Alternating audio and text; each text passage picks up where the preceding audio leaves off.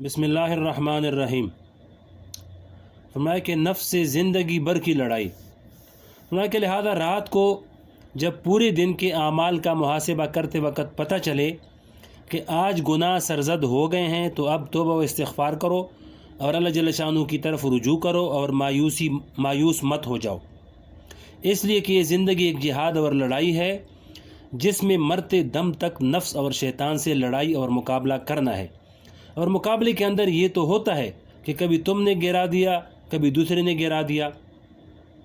लिहाजा अगर शैतान तुम्हें गिरा दे तो इस वक्त हिम्मत हार कर पड़े मत रहना, बल्कि दोबारा नए अज़म और वलवले के साथ खड़े हो जाओ और फिर शैतान के मुकाबले के लिए तैयार हो जाओ। और ये तुम्हारे साथ अल्लाह जल्ल शानहू का वादा है कि अगर तुम हिम्मत नहीं हारोगे बल्कि दोबारा मुकाबले के लिए खड़े हो जाओगे और अल्लाह जल्ल शानहू के साथ मदद मांगते रहोगे तो इंशाअल्लाह बिल आखिर फ़तह तुम्हारी होगी। अल्लाह जल्ल शानहू का वादा है, वल आक़िबतुल लिलमुत्तक़ीन, इंजाम मुत्तक़ियों के हाथ में है, फ़तह तुम्हारी होगी।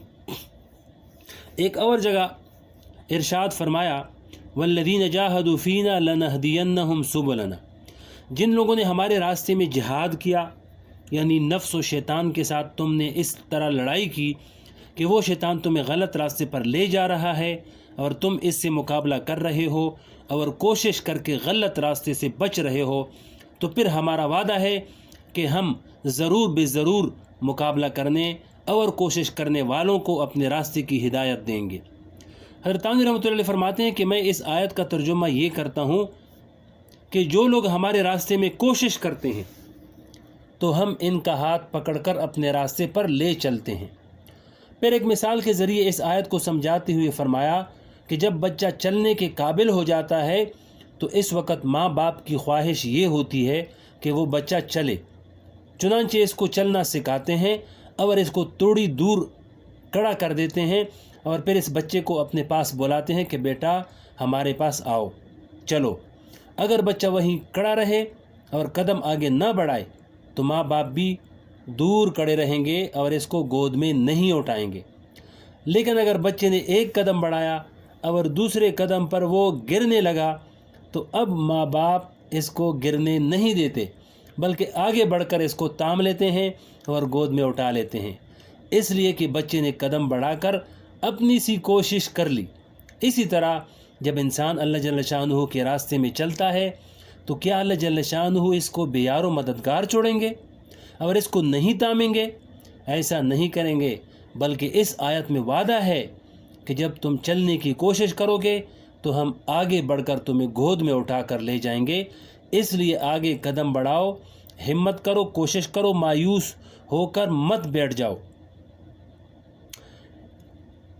एक शेर लिखा है, उसका तर्जुमा लिखा है, फरमाया कि इनके दरबार में मायूसी और तारीकी का गुज़र नहीं है, लिहाजा नफ्स व शैतान से मुकाबला करते रहो। अगर गलती हो जाए तो फिर उम्मीद का दामन मत छोड़ो, मायूस मत हो जाओ, बल्कि कोशिश जारी रखो, इंशाअल्लाह ताला तुम एक दिन ज़रूर कामयाब हो जाओगे।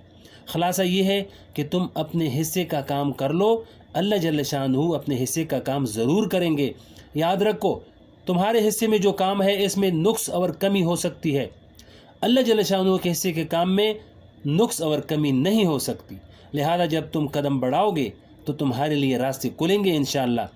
इसी की तरफ हज़ूर पाक अलैहिस्सलाम ने इस हदीस में इरशाद फरमाया है, मूतू क़ब्ल अन तमूतू व हासिबू क़ब्ल अन तुहासिबू, यानी मरने से पहले मरो और आखिरत के हिसाब से पहले अपना मुहासिबा कर लो।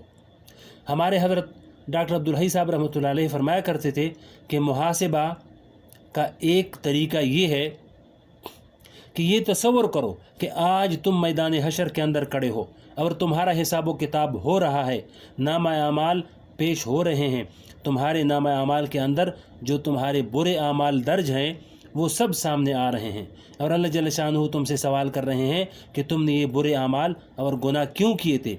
क्या इस वक्त तुम अल्लाह जल्ल शानहू को जवाबदही वही जवाब दोगे? क्या इस वक्त अल्लाह जल्ल शानहू को वही जवाब दोगे जो आज तुम मौलवियों को देते हो? आज जब तुमसे कोई मौलवी या मुस्लिह ये कहता है कि फ़लाँ काम मत करो, निगाह की हिफाजत करो, سود سے بچو، غیبت اور جھوٹ سے بچو، ٹی وی کے اندر جو فحاشی اور عریانی کے پروگرام آ رہے ہیں ان کو مت دیکھو، شادی بیاہ کے تقریبات میں بے پردگی سے بچو۔ تو ان باتوں کے جواب میں تم مولوی صاحب کو یہ جواب دیتے ہو کہ ہم کیا کریں، زمانہ ہی ایسا خراب ہے، ساری دنیا ترقی کر رہی ہے، چاند پر پہنچ گئی ہے، کیا ہم ان سے پیچھے رہ جائیں اور دنیا سے کٹ کر بیٹھ جائیں؟ اور آج کے اس معاشرے میں یہ سب کام کیے بغیر آدمی کا گزارا نہیں ہے۔ یہ وہ جواب ہے جو آج تم مولویوں کے سامنے دیتے ہو۔ کیا اللہ جل شانہ کے سامنے بھی یہی جواب دو گے؟ کیا یہ جواب وہاں اللہ جل شانہ کے سامنے کافی ہوگا؟ ذرا دل پر ہاتھ رکھ کر سوچ کر بتاؤ، اگر یہ جواب وہاں نہیں چلے گا تو پھر آج دنیا میں بھی یہ جواب کافی نہیں ہو سکتا۔ اور اگر تم اللہ جل شانہ کے سامنے یہ جواب دو گے کہ یا اللہ ماحول اور معاشرے کی وجہ سے میں گناہ کرنے پر مجبور تھا، تو اللہ جل شانہ یہ سوال کریں گے کہ اچھا یہ بتاؤ کہ تم مجبور تھے یا میں مجبور تھا؟ تم یہ جواب دو گے کہ یا اللہ میں ہی مجبور تھا، آپ مجبور نہیں تھے، تو اللہ جل شانہ فرمائیں گے کہ جب میں مجبور نہیں تھا تو تم نے مجھ سے اپنی اس مجبوری کو دور کرنے کی دعا کیوں نہیں کی؟ اور کیا میں تمہاری اس مجبوری کو دور کرنے پر قادر نہیں تھا؟ اگر میں قادر تھا تو مجھ سے مانگتے اور یہ کہتے کہ یا اللہ یہ مجبوری پیش آ گئی ہے، یا تو آپ اس مجبوری کو دور فرما دیجئے یا پھر مواخذہ مت فرما دیجئے اور مجھے اس پر سزا مت دیجئے گا۔ بتائیے کیا تمہارے پاس اللہ تعالیٰ کے اس سوال کا جواب ہے؟ اگر جواب نہیں ہے تو پھر آج زندگی کے اندر یہ کام کر لو، وہ یہ کہ جن کاموں کے کرنے پر تم اپنے آپ کو مجبور پا رہے ہو، مجبور سمجھ رہے ہو، خواہ وہ واقعتاً مجبور ہو یا معاشرے کی وجہ سے مجبور ہو، اس کے بارے میں اللہ جل شانہ سے روزانہ دعا کر لو کہ یا اللہ یہ مجبوری پیش آ گئی ہے، اس کی وجہ سے میرے اندر اس سے بچنے کی ہمت نہیں ہو رہی ہے۔ آپ قادر مطلق ذات ہیں، اس مجبوری کو بھی دور کر سکتے ہیں اور اس بے ہمتی کو بھی دور کر سکتے ہیں۔ اس مجبوری کو دور کر دیجئے اور اس گناہ سے بچنے کی ہمت اور حوصلہ عطا فرما دیجئے۔